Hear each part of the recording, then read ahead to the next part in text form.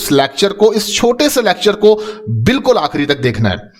अगर मैं आपसे एक क्वेश्चन करता हूं कि मेंडेलियन डिसऑर्डर्स जो हैं वो साइज एंड क्वालिटी के बेसिस पर क्रोमोसोमल डिसऑर्डर से छोटे हैं या फिर वो बड़े हैं, तो आपका डेफिनेटली आंसर होगा कि मेंडेलियन डिसऑर्डर जीन म्यूटेशन की वजह से होने वाले डिसऑर्डर्स हैं और डेफिनेटली ये क्रोमोसोमल डिसऑर्डर्स के कंपैरिजन में छोटे हैं। तो फिर मैं मेंडेलियन डिसऑर्डर्स को कह सकता हूं कि ये एक कार है, क्योंकि कार एक छोटी गाड़ी है।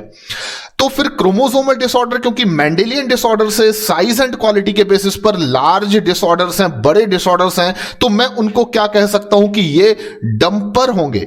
यानी कि अगर मेंडेलियन डिसऑर्डर कार है तो फिर क्रोमोसोमल डिसऑर्डर को आप क्या कह सकते हैं, डंपर।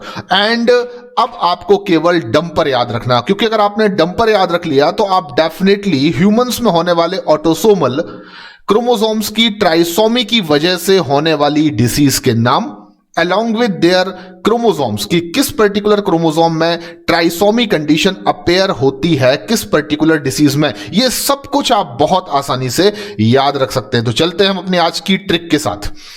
तो आपको केवल क्या करना है, डंपर की पहले नंबर तो आपको स्पेलिंग याद रखना है जो है DUMPER। और अब मैं क्या करने वाला हूं, डंपर की स्पेलिंग में जो 6 लेटर आ रहे हैं उनमें से दो दो लेटर्स को लेकर मैं अलग अलग पेयर बना लेता हूं। यानी कि मैंने डंपर के DU को अलग ले लिया, तो एक पेयर मैंने क्या बना दिया, DU। फिर डंपर के MP को मैंने अलग ले लिया और सेकंड पेयर मैंने क्या बना दिया, MP। और फिर मैंने डंपर के ER को अलग ले लिया और तीसरा मैंने पेयर बना दिया 2 लेटर्स का, वो है ER। अब आपको मैं बताता हूं कि इन तीनों डिफरेंट पेयर से आप एक एक यानी कि टोटल 3 डिसीज को याद रख सकते हैं जो ह्यूमन में ऑटोसोमल ट्राइसोमी की वजह से कॉज होती हैं।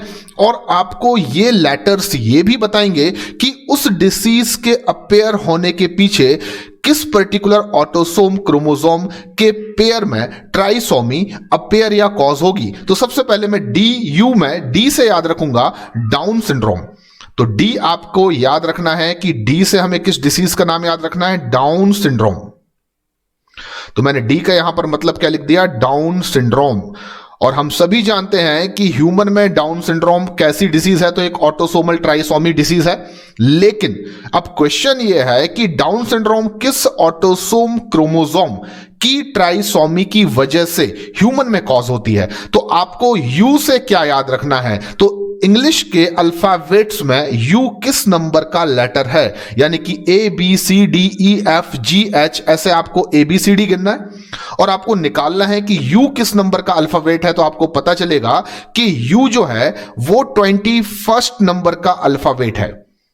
तो आप जैसे ही ABCDEFGH को गिनना स्टार्ट करेंगे, U किस नंबर का अल्फाबेट है, 21st नंबर का अल्फाबेट है। तो इसका मतलब साफ हो गया कि डाउन सिंड्रोम जो है वो 21st नंबर के ऑटोसोम क्रोमोसोम की ट्राइसोमिक डिसीज या ट्राइसोमिक कंडीशन की वजह से होने वाली एक ह्यूमन में डिसीज है। अब मैं बात करता हूं सेकंड पेयर को लेकर, यानी कि MP।